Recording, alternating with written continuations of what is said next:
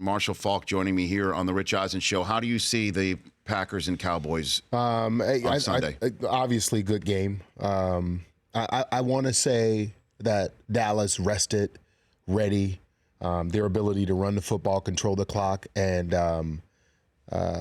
there's a little thing here. Rod Marinelli, the defensive coordinator for the Dallas Cowboys, if you look at his history versus the Packers, he has called really good games against them. From his Tampa Bay days? From Tampa days to Detroit days, just against that West Coast offense. He understands how to do it. They went into Lambeau early in the season. Obviously, the Packers were not hot like they are now. And, they did some things to Aaron Rodgers that we're not accustomed to seeing. If he can do that and they can possess the ball and control the line of scrimmage, Dallas should win this game, but it'll be a good one. You, Marshall Faulk, share an agent with Ezekiel Elliott. Rocky Arsenault was your presenter at the Pro Football Hall of Fame. Yes. How do you think Zeke is ready? How do you think he's going to do in his first NFL playoff experience?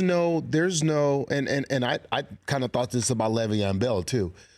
These kids, especially Zeke, because of how big the college game is now and the magnitude of the game that they play in, the rivalry with Ohio State and Michigan and what is on the line for winning and losing that game, I think the playoff games are going to be similar to them. He's going to rise to the occasion because he's just that kind of kid. The question is, when you get to the Super Bowl, there's nothing like that. I don't think there's anything like that in college. There's anything that's that visible that garners that much attention. But the playoff games, I expect them to come out and play well.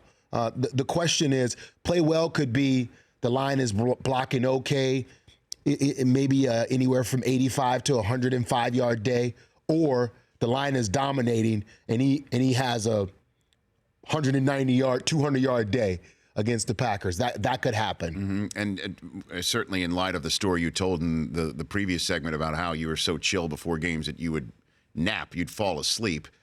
Just quickly unpack that story about running out for a Super Bowl in light of what you just said about how different it is to play on that big game. Being the guy who would nap, my first Super Bowl, we're in Atlanta, I run out and I'm last and I'm so hyped up.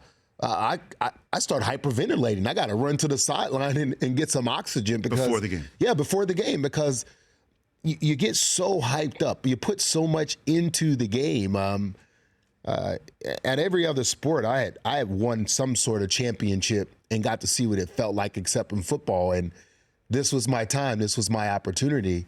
And man, you run out on that field. It's like, is this field 100 yards? There's so much media.